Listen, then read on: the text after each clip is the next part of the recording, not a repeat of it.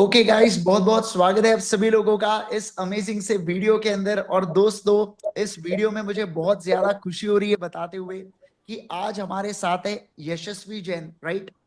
Sir Yashvi Jain. Yashvi Jain, okay Yashvi Jain. मैं कल भी कंफ्यूज हो गया, आई थिंक सो मैंने फोन पे भी यशस्वी बोला था, है ना?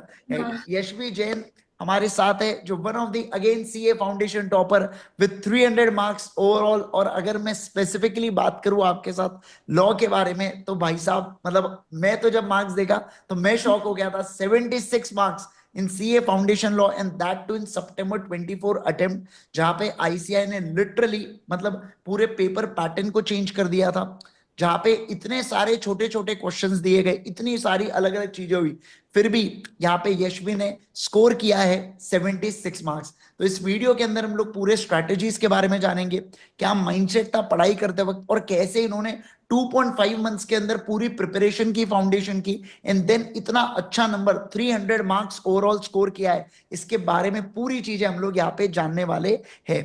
First of all very very congratulation Yashvi. Thank you sir, thank you so much. सबसे पहले यशवी ये बताइए, पेरेंट्स का रिएक्शन क्या था जब आपका ये रिजल्ट आया था? तो सब बहुत खुश थे सब। मैं तो लिटरली शॉक थी, मैंने 3 बार रिजल्ट चेक किया वापस कि सही में मेरा ही रिजल्ट है ना। क्यों ऐसा, मतलब क्यों आपको ऐसा लग रहा था कि आप ही का रिजल्ट है ना? बिकॉज हाँ। स्पेशली लॉ का पेपर मतलब बहुत टफ था। टफ नहीं, ओके। लेंदी था एक्चुअली। यस।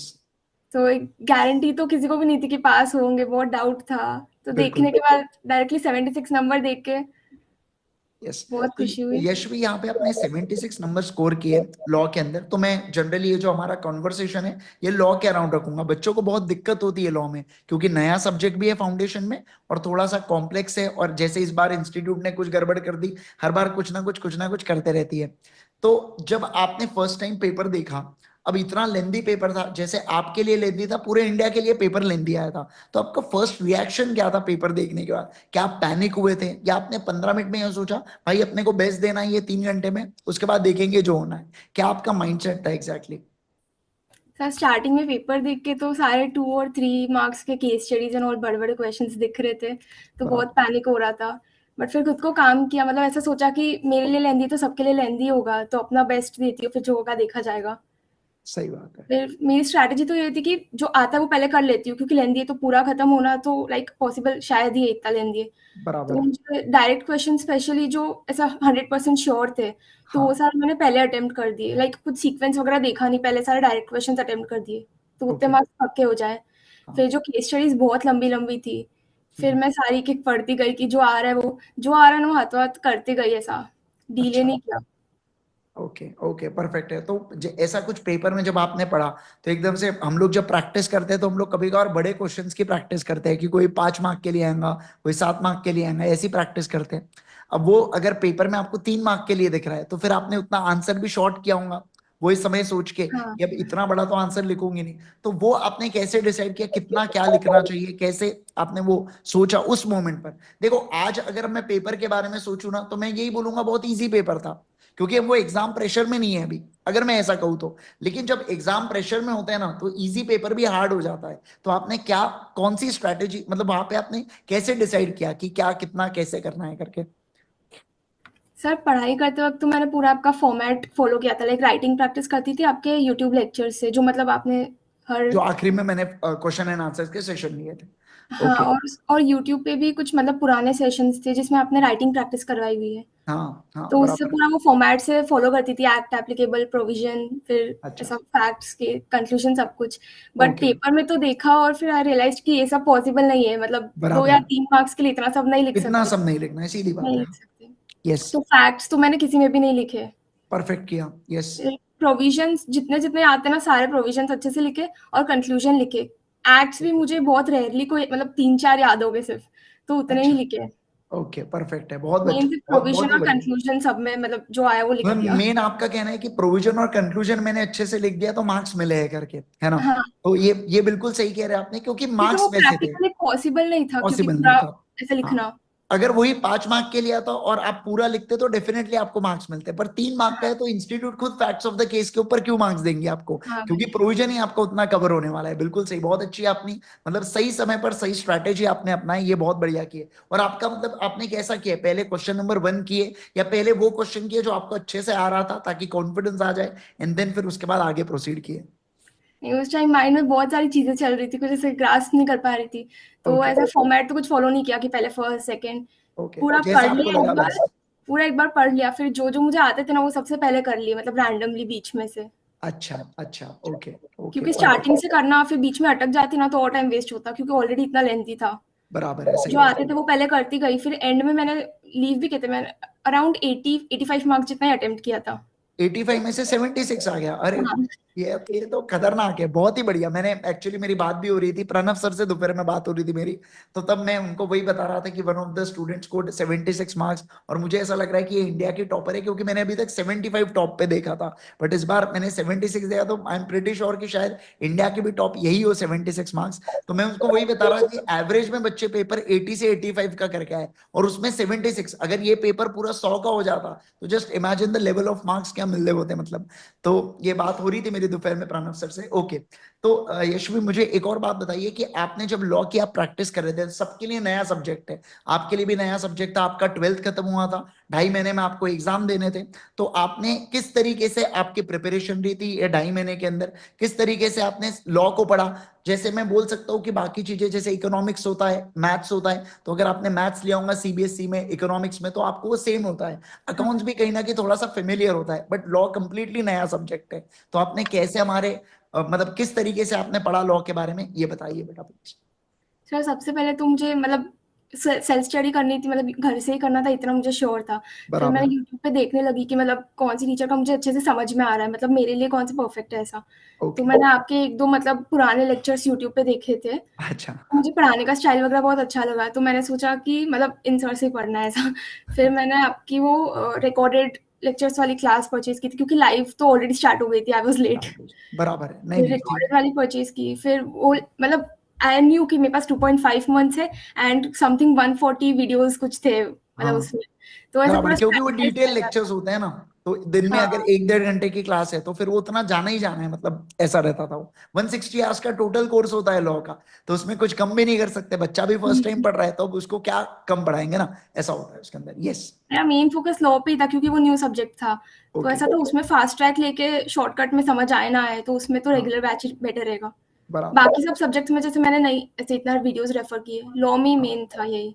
अच्छा ओके। तो उसमें मतलब मैं आपकी वीडियोस जैसे पूरा स्ट्रेटेजाइज कर लिया था कि दिन में मुझे 3 वीडियोस मिनिमम देखने हैं, तभी खत्म होगा सिलेबस टाइम पे। क्या बात है, 3 फिर मैं वीडियोस आप दिन के देख रहे थे स्पीड से, मतलब आगे तो मतलब आप ऐसा भी कर रहे थे, फिर साथ साथ में सेल्फ रिविजन भी मैं कर रही हूँ एंड हाँ, देन फिर आगे बढ़ रहे हो? ओके हाँ। ओके। तो आप मतलब दिन हर का एक्ट खत्म होता था, उसके बाद खुद से रीडिंग लगाती थी, फिर ऑलमोस्ट थोड़े-थोड़े दिनों में वो वापस रीड करती जाती थी, क्योंकि इतना मेमोराइज़ नहीं होता, फिर वो सही एक बार बात, पढ़ा हुआ भूल जाते हैं। और एक साथ बहुत भी नहीं पढ़ सकते, थोड़ा थोड़ा पढ़ते हैं तो क्या रिटेन रह जाती है वो चीजें, भूलते हाँ, नहीं है फिर अपन लोग। बराबर है। तो मतलब आपने आज जैसे के 3 लेक्चर्स देखे और कल वो वापस जो टेक्स्ट बुक में मैं हाइलाइट करने की आदत है मेरे को बहुत, ओके तो ओके। पूरा मॉड्यूल में हाइलाइट किया हुआ रहता था, वो हाइलाइट किए हुए अच्छा। पॉइंट्स ऊपर-ऊपर से पढ़ लेती थी फटाफट, फिर बराबर। अगले 3 लेक्चर्स देख लेती थी। हाँ, तो तो जैसे ऐसे हम पूरा लोग टाइम पे क्लास में खत्म भी करना था और याद भी रहे।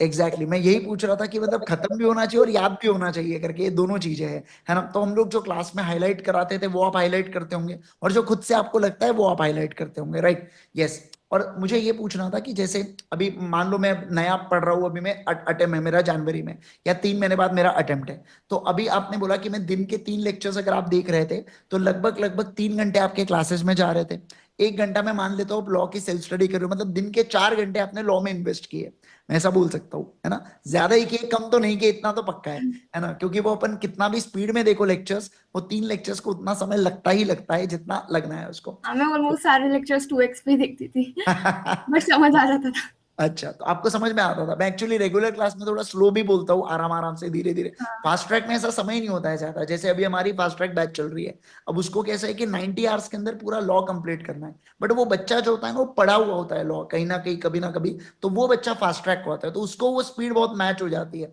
बट रेगुलर में फर्स्ट टाइम पढ़ रहा है तो उसको धीरे धीरे आराम से पूरी चीजें एकदम बताना पड़ता है। तो ये चीज है। तो आपने रेगुलर कोर्स जैसे आप बोले परचेज किए, ये सब हुआ, तो उसके अंदर हमने राइटिंग प्रैक्टिस भी किए थे लास्ट में पूरे सेशन की, आपको एक चीजें मिल गई होंगी, राइट, जिसमें वीडियोस होते थे, समय समय पर यूनिट खत्म होने के बाद हम लोग डिस्कस कर रहे हैं, आंसर प्रैक्टिस कर रहे हैं। तो आप क्या वैसे आंसर प्रैक्टिस रेगुलर करते थे, या आपने कुछ दिन किए और बाकी दिन ठीक है यार हो जाएगा मुझसे मैनेज?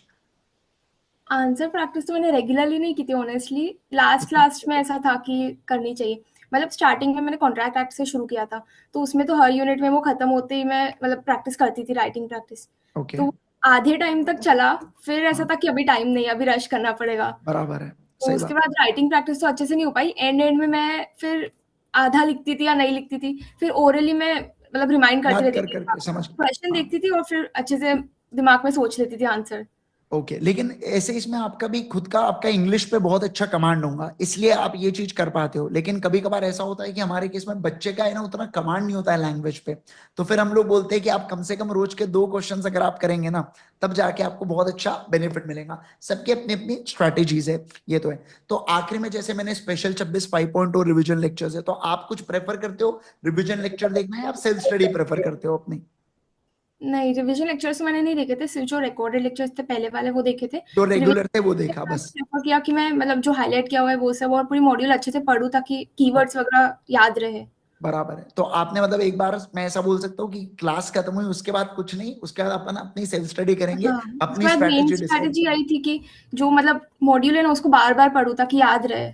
एग्जैक्टली exactly, बहुत सही। तो आपको मॉड्यूल की लैंग्वेज काफी यूज टू हो गए होंगे फिर एक समय बाद, मतलब आपको लिख पा रहे होंगे आप मॉड्यूल की लैंग्वेजेस में, है ना?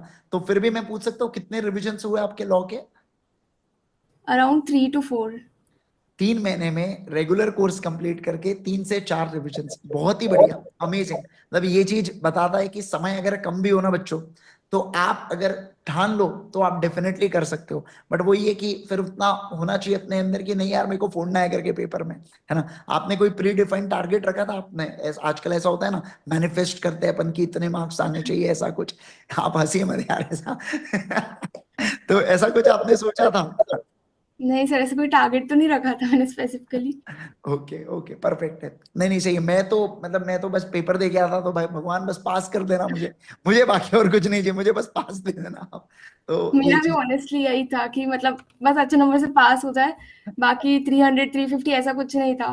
अच्छा ओके।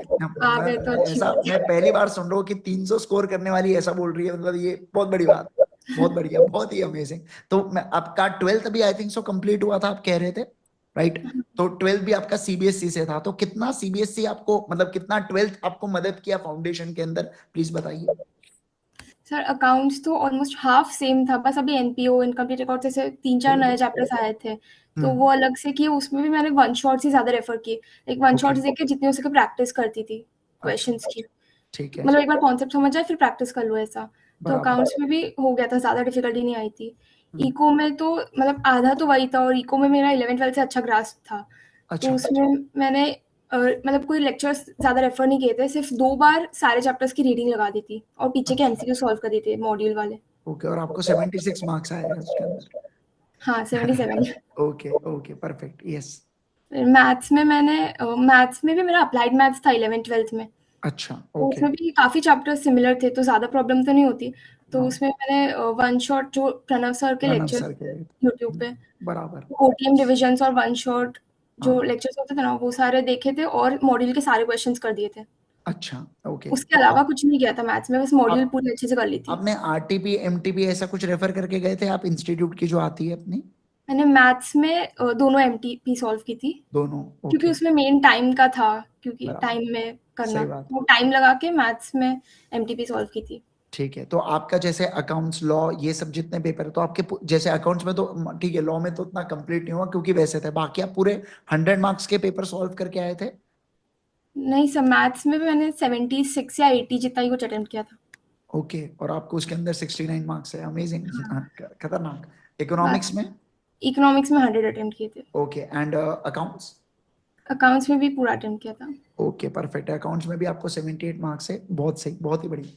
तो यस, ये तो बहुत ही ज्यादा मतलब कम समय में एकदम धमाका किया आपने, ये बहुत ही जबरदस्त चीज लगी मेरे को, है ना। मैं जब आपसे, जब शुरुआत में हम लोग वीडियो से पहले जब मैं पूछ रहा था कि आप सीबीएसई में हो, तो मेरे को है ना एकदम रिकॉल हो रहा था कि मैं भी जब 12th में था, तो वो बहुत है ना मिसमैनेज हो जाती है चीजें। 12th एक तरफ चल रहा होता है, फिर टेंशन होता है, फाउंडेशन भी करना है अपने को, फिर तो मेरा तो साथ में था। 11 12th मैंने हमने तैयारी की थी, मैंने फाउंडेशन की। आपने तो कम से कम बाद में डिसीजन लिया, तो एटलीस्ट आप फोकस थे कि मुझे अभी से फाउंडेशन पे ध्यान देना है। तो आपने पहले से सोचा था कि आपको सीए करना है, या बाद में आपका डिसीजन हुआ है? सोचा मैंने 11th से था, बट मैं बहुत श्योर नहीं थी। फिर जब 12th खत्म हुई उसके बाद मैंने थोड़ी और मतलब रिसर्च वगैरह किए, दूसरे फील्ड्स देखे, फिर अच्छा ऐसा था कि नहीं सीए ही करना है। अच्छा, ओके फिर ओके। लास्ट में सीए में ही आई फिर वापस। अच्छा प्रिपरेशन उसके बाद ही शुरू की थी, 12th खत्म होने के बाद प्रिपरेशन शुरू की थी। अच्छा, ठीक है, अमेजिंग है। तो मैं बस अब मैं आता हूँ हमारे क्लासेस की ओर, बस मतलब लास्ट पार्ट है ये। तो इसके अंदर हम लोग, मैं ये पूछना चाहूंगा, जैसे हम क्लासेस के अंदर यूजुअली मैं ऐसा रखता हूँ कि क्लास के अंदर पहले एग्जाम्पल दो, फिर उसके बाद रीड करा दो। तो वो जो स्ट्रैटेजी, उससे क्या आपको रिमेम्बर रहती थी चीजें कि एग्जैक्टली प्रोविजन कहना क्या चाहता है करके, क्या आपको रिकॉल करने में मदद करते थे हमारे एग्जाम्पल्स जो हम लोग क्लास में लेते थे? हाँ सर, मॉड्यूल की एग्जैक्ट लैंग्वेज तो किसी को ऐसे अच्छे से याद नहीं रहती है, जो वो ही नहीं एग्जांपल्स दिए सकते। हुए रहते हैं वो ही क्लिक होते हैं। Like case exactly. स्टडीज वगैरह देख के फिर वो याद आता है कि क्लास में हाँ ऐसा बोला था, वो केस स्टडी वो रियल लाइफ एग्जांपल हाँ, था ऐसा। फिर उससे एग्जैक्टली। वो पूरे प्रोविजंस याद आते हैं। हाँ, अब देखो डायरेक्टली सिर्फ मॉड्यूल मॉड्यूल से तो पढ़ने वो लगे कैसे तो लर्न नहीं कर होगा। सकता है, वो हो ही नहीं। वो लैंग्वेज वैसी है लॉ की जो आपको लर्न नहीं हो सकती, मतलब किसी को नहीं। मुझे भी आज बोलोगे अब, तो मेरे को भी मॉड्यूल की कोई लैंग्वेज लर्न नहीं रहेंगी। पर हाँ, वो एग्जाम्पल के बेसिस पर अपन लोग डेफिनेटली प्रोविजन को हल्का फुल्का तो याद आ जाता है, फिर आगे की चीजें अपन लिख सकते हैं उसके अंदर। मतलब मॉड्यूल रीड करने से पहले कॉन्सेप्ट समझना बहुत इंपॉर्टेंट है। Exactly exactly. मतलब एक बार आपको कंसेप्चुअल क्लैरिटी आए, तो फिर कोई भी सवाल आ जाए आप डेफिनेटली सॉल्व करके आ सकते हो, उसके अंदर कोई प्रॉब्लम नहीं होने वाली है। Right, yes. आपने दूसरा, मैंने आपसे राइटिंग प्रैक्टिस के बारे में पूछ लिया था। तीसरा, जो हमारे क्वेश्चन एंड आंसर्स हम लोग सॉल्व करते हैं, तो आपने कितने बार क्वेश्चन एंड आंसर्स को गो थ्रू किया? जैसे आपको क्वेश्चन बैंक में मिली होंगी, फिर आईसीआई की मॉड्यूल भी थी आपके पास, तो मतलब वो तो आती है। तो ऐसे केस में आपने कितने क्वेश्चंस करके गए? पूरी बैंक करके गए थे आप हमारे? सर क्वेश्चन बैंक पूरी मैंने लिख के नहीं की थी, बट मैंने लिख के नहीं ऑलमोस्ट किए सारे थे, क्वेश्चंस गो पढ़ थ्रू। लिए थे। हाँ, एक बार हाँ, पढ़ मैंने लिए थे पूरे ऑलमोस्ट क्वेश्चन। सारे क्वेश्चंस गो थ्रू कर दिए थे लास्ट ओके लास्ट के दिनों में। और ओके। आईसीआई मॉड्यूल के मैंने सारे क्वेश्चंस लिख के किए थे ऑलमोस्ट। अच्छा, वो लिख के किए थे तो वो आपकी लिख पूरी, वो उसमें भी सफिशिएंट क्वेश्चंस है? अगर हर एक यूनिट के सात आठ हाँ, आठ आठ तो है ही है, तो अगर इतने सारे यूनिट देखे तो लगभग लगभग आपने 80 क्वेश्चन तो प्रैक्टिस किए ही है ना। तो 80 क्वेश्चंस वो, और इसके अपने जो मॉड्यूल है उसके क्वेश्चंस, तो इनफ क्वेश्चंस की प्रैक्टिस भी आप करके गए थे। ठीक है। मैं अब आखिरी सवाल मैं आपसे पूछना चाहूंगा कि लास्ट 1.5 डेज के अंदर आपकी क्या स्ट्रैटेजी थी लॉ को लेके? अकाउंट्स का पेपर आप देके आए होंगे 5 6 बजे। 6 बजे अगर आप घर पे पहुंचते हो तो 1.5 दिन मिलता है पढ़ने के लिए। तो आपने कैसे कवर किया, उसमें आपने कितने बार रिवाइज किया, और आपका क्या माइंडसेट था एग्जाम से पहले, इसके बारे में बताइए। सब पहले से मेरा ऐसा था कि लाइक लास्ट डेज के लिए पढ़ने के लिए रखना, मतलब तो जो हाँ। क्वेश्चन सॉल्व करती थी ना, जो प्रोविजंस वगैरह किसी के क्लिक नहीं होते थे एग्जैक्टली, मतलब किसी में कंफ्यूजन होती थी तो वो सारे मार्क करके रखती थी कि एंड डे पे ये सब रेफर करना ही है। ओके। क्योंकि वो सब वापस पेपर में याद नहीं आएगा, अभी याद नहीं आया तो पेपर में याद नहीं आएगा। सही बात तो है। वो सारे मार्क करके रखे थे। फिर ओके। आके मुझे सारे चैप्टर्स में मैंने सब में हाइलाइट करके रखा था पूरा। हाँ, ओके। तो मतलब सारे एक्ट्स वगैरह अच्छे से हाइलाइट किया, वो पूरा अच्छे से रिवाइज कर दिया। जो जो अच्छा, क्वेश्चंस मैंने मार्क किए हुए थे उन सब के आंसर्स देख लिए। मतलब आपने मार्क करके रखे थे, हाईलाइट करके रखे थे, एग्जाम से पहले हाँ, बस उतना रिवाइज किया? 2 बार क्योंकि रिवीजन हुई पूरा थी आपकी कि एक बार? वो 1.5 दिन एक में? वो 1.5 दिन में एक बार। एक बार हुई थी आपकी पूरी रिवीजन, ठीक है। ओके, मतलब 1.5 दिन, और आरटीपी एमटीपी क्वेश्चंस भी आपने रेफर किया, आप बोल ही रहे हो। ठीक है, तो परफेक्ट है, मतलब एक बार अगर आप पढ़ लो तो सफिशिएंट है। और उसमें भी कोई रैंकिंग आपने करके रखे थे, ये ए कैटेगरी है, ये बी कैटेगरी है, ये सी हाँ, कैटेगरी है, ऐसा वो आपने करके रखे थे? ओके, परफेक्ट है। जैसे Indian contract act A category में, मैं तो क्लास में बताते हुए चलता हूँ टॉपिक्स में, बट ए कैटेगरी बी जैसे एलएलपी आईआरएफ एकदम लास्ट वाले होते हैं, हुआ तो हुआ, नहीं हुआ तो देख लेंगे, है ना। मतलब वो कैटेगरीज होती है। ओके, परफेक्ट है। आपके लेक्चर्स देखे थे यूट्यूब पे, आपने मतलब कैटेगराइज करके रखा था हाँ हाँ हर हाँ। एक्ट को, तो वो सारे एक्ट के मैंने देखे और लाइक मॉड्यूल में मार्क कर दिए कि ये अच्छा, पॉइंट्स इंपॉर्टेंट है। तो वो ओके। तो लाइक साथ साथ में बहुत बार पढ़ती गई, जो बहुत ए कैटेगरी वाले थे।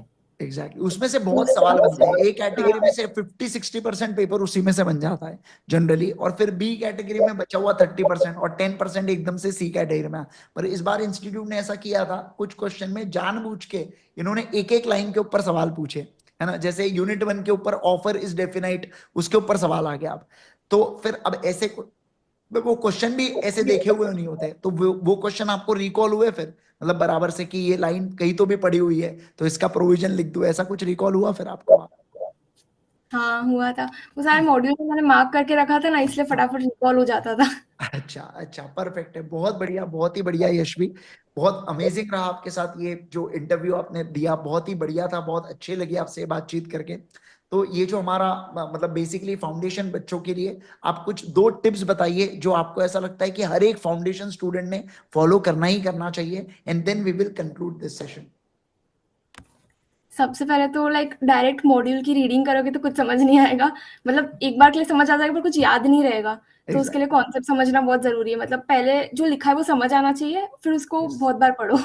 बिल्कुल। तो मैंने वो समझना पूरा एक है और फिर उसके बाद उसकी रीडिंग बहुत बार लगाओ। मतलब जैसे मैंने आज कुछ पढ़ा है ना, तो मतलब इसी वीक में मेरी एक और बार रिवाइज़ हो जाना चाहिए। लाइक वो वापस रीड करो और वो वापस रिवाइज़ करो आज ही।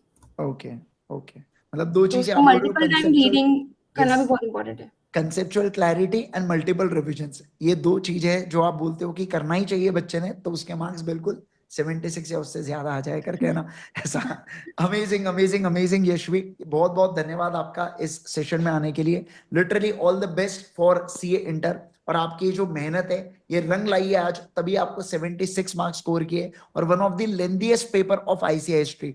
मैं आपको जेन्युइनली बता रहा हूँ, जब से मैं पढ़ रहा हूँ या मैं पढ़ा रहा हूँ, दोनों चीजें लगभग, उसको भी 10 साल तो हो ही चुके हैं, तो 10 साल के अंदर मैंने इतना मतलब लेंदी पेपर आईसीआई का कोई नहीं देखा। ये फर्स्ट टाइम था कि इंस्टीट्यूट ने आईसीआई का इतना लेंदी पेपर निकाला है, और उसमें आपने इतने अच्छे मार्क्स स्कोर किए, और वो भी 85 का अटेम्प्ट करके 76 स्कोर किया, मतलब दिस इज मतलब एक्सीलेंट, मतलब बहुत ही बढ़िया, बहुत ही ज्यादा बढ़िया। तो congratulations Yashvi. Thank you sir. Yes. So thank you so much once again, everyone.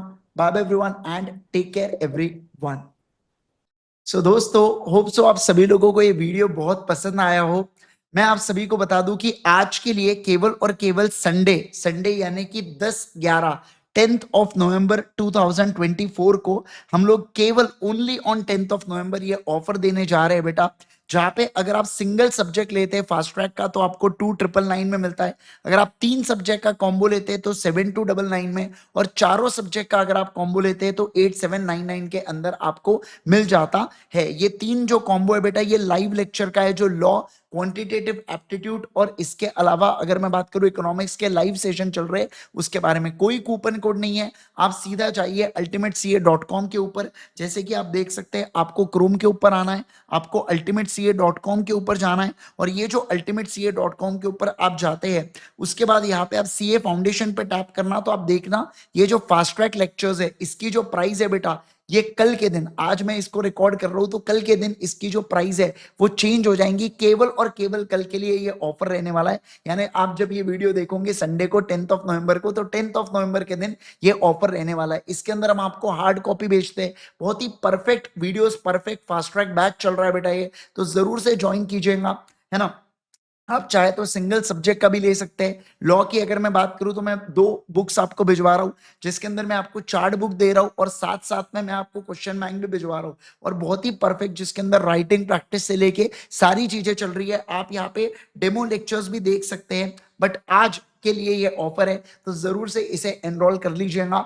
2999 के अंदर कोई कोड नहीं है, कोई कुछ नहीं है, सीधा जाके आपको सिलेक्ट करना है, लाइव बैच सिलेक्ट कीजिएगा बेटा। अनलिमिटेड वैलिडिटी है वैसे भी इसके साथ, 6 month with books add to cart करेंगे और सीधा आप यहाँ पे प्रोसीड कर जाएंगे, राइट? तो मिलते हैं बेटा बैच के अंदर, बढ़िया से पढ़िए। All the best everyone, bye bye everyone, and take care everyone. Comment section check कीजिएगा, पूरी जितनी भी लिंक्स है इंडिविजुअल सब्जेक्ट की, कॉम्बो की, आपको कमेंट सेक्शन में दिख जाएंगे, right? Okay everyone, bye bye everyone, and take care everyone.